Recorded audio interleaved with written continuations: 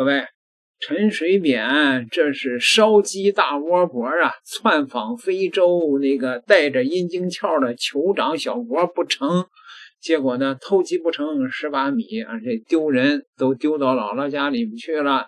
可是呢，一帮台独分子，包括一帮国民党的暗独分子，纷纷跳出来力挺赖清德，大骂大陆啊，是吧？陈水扁也出来了，阿扁4月22号针对赖清德被非洲3国取消了飞航许可啊，弄了一个烧鸡大窝脖啊。陈水扁批评中国大陆对台采取三光政策。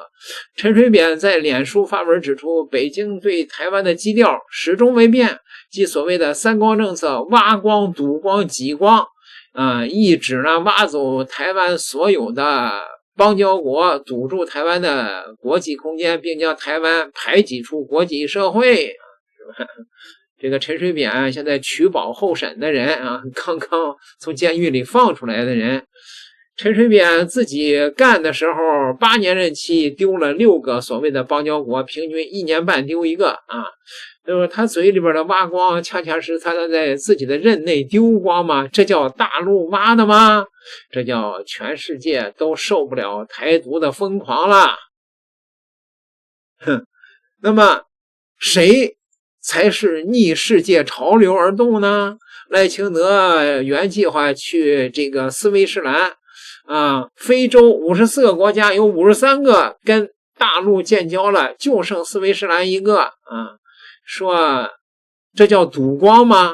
这叫世界大事，浩浩汤汤啊。陈水扁发帖不到24小时然后呢国民党就直接开枪，一个保外就医的人不好好养病跳出来刷什么存在感啊。民众党也补刀，赖清德出不了门，你不怕赖清德的路线有问题，反而怪大陆，这是什么逻辑啊？这个事儿呢难得蓝白合了好吗？赖清德办公室呢对他的这个前领导人保持沉默不回应好吧。关于赖清德来了一个烧鸡大窝脖这个事儿，孙大千先生那是说的那是相当的精辟呀，很辛辣。过去从来没有发生过。我过去在立法院10几年，其中有6年的时间都在外交委员会不管是国民党的或者是民进党，当时我担任立委的时候是阿扁几乎没有发生过这样的事情，我从来没听过那么顶多就是阿扁那一次的那个星际迷航，那是他自己要迷航的，就不是因为人家不让他飞过去。那么这一次的这个事件真的是绝无仅有但是这对民进党的台独势力来说，恐怕是一记很沉重的警钟那个潘孟安说中国的善意是假的，威胁是真的。我不晓得潘孟安是天真还是要装傻大家想想，中国大陆对台独会有善意吗？他从来对你就没有善意，所以你不要去讲什么中国的善意是假的。中国大陆对台湾人民有善意，中国大陆对国民党或者是其他的政党可能有善意，中国大陆对台独分子是坚壁清野，根本不可能有善意的。你那边鬼扯什么善意啊？你敢当台独分子，你就不要这边啰嗦了，大家就去比比手腕了嘛。你不可能在台湾搞台独，然后你到了国际社会上去，你还要中国大陆给你一点善意，这怎么可能的事情嘛？所以威胁当然是真的啊。中国大陆不是一次的讲到说台独分子你有胆就不要跑出来，他列了一串的名单，这些人通通都是列在他们的名单上面的人。所以我觉得对中国大陆来说，他这一次采取的行动也不令人意外啊，他现在就是做极限施压嘛。这个违反国际一般惯例，从川普当选之后还有国际法在吗？还有国际正义吗？还有国际惯例吗？川普都已经可以去把人家的那个总统给他绑架来了，说难听点，北京政府没有把你飞机拦截下来，把你绑架走，已经很不错，很给你面子了。你说还有什么国际惯例可以讲？现在国际的势力就是丛林法则了，大家就是比谁的拳头大了。这是川普教大家的，川普说你要什么就去抢，这是川普的逻辑啊，对不对？所以你基本上你民进党是美国的狗，你就会应该很清楚的知道国际的游戏规则已经变了。所以我要讲的关键问题是什么呢？这对民进党的台独势力来说一个很沉重的打击是，也许将来赖清德再也飞不出去了。因为的确世界很大，地球也很大，可是你好歹会飞过其他国家的领空啊。那么你再飞飞看，今天你要飞到其他的国家去的时候，你可能会经过某些国家，它也不让你不开放领空，不让你飞过去了。所以到底赖清德以后飞出台湾还能够飞到哪里，我不知道。但是你说像这个史瓦蒂尼，大概以后再也别去了，因为那几个国家长期以来跟台湾本来就是没有任何的互动的，他们跟中国大陆的关系很好，中国大陆协助他们做很多基础建设，他们当然支持一个中国政策啊。我觉得今天只是看北京政府要不要掀这个牌而已啊。他原本可能还相对比较温和，觉得说我用比较好的方式，大家看看还有没有一个可以妥协和平的方式来解决两岸的问题。可是你民进党逼着他必须要使出绝招跟杀招了。我已经说了，比起川普他已经好100倍了哦，他已经没有用川普的方法了。民进党这些台独的家伙应该要偷笑了哦。但是问题是，他现在也把他的底牌一张张拿出来了。所以接下来这些台独分子想要再出国，能去哪里？他的飞机能够飞越哪里？那就是另外一回事了。我要再一次的强调，北京政府的善意是对台湾人民的，北京政府没有限制台湾人民的这个飞航的空间，也没有限制这样的飞航许可，它只是针对民进党的台独势力。所以你民进党自己惹的是自己担，不要把整个台湾人民都一起绑在你的战车上。我们跟你不是同一条路的。是。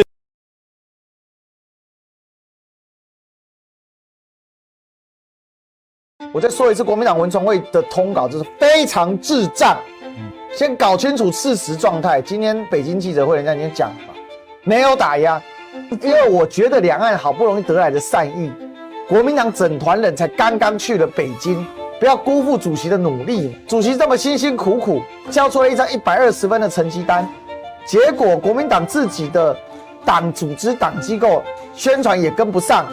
到底在搞什么鬼啊？今天民进党会嚣张啊，是国民党太弱造成的了。国民党啊，如果这一次啊，26年在搞砸，28年在搞砸，你就是台湾的罪人啊！你就是因为台湾会做战争，这个国民党太弱，好不容易有一个主席比较懂事的，两岸都搞定了，结果回头还他妈阿共仔阴谋，对啊，还给你善意不够多吗？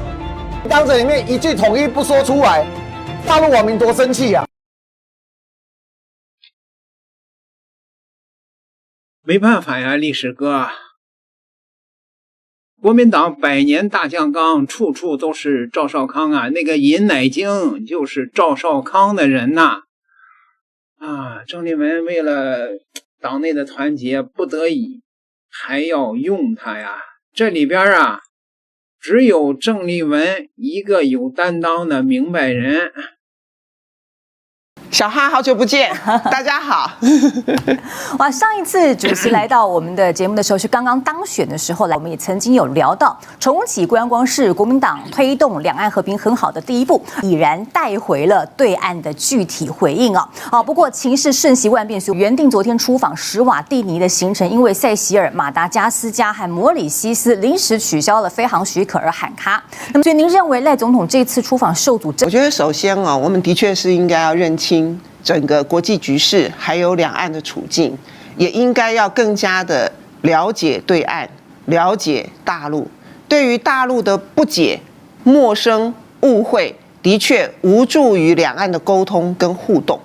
他其实并不是理性的、冷静的在谈这件事情，他其实是动气了。那我可以感受到挫败跟情绪，他应该要沉淀下来，冷静的去面对重大外交挫败真正的缘由，如何严肃的检讨。那之前也曾经传出赖长要参加洪都拉斯总统的就职典礼，那可是后来没有办法过境美国，因此作罢。今天真的只是非洲国家不让我们从他的领空飞过去，还有真的只是我们从台湾飞到非洲，这中途有多少国家？一个地方都不能停，都因为它必须直飞嘛，所以它都没有办法休息，都没有办法稍微停一下。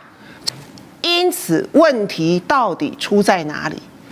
我才会在中常会上面讲，气急败坏，无济于事。破口大骂有失风度，还不如好好的冷静面对。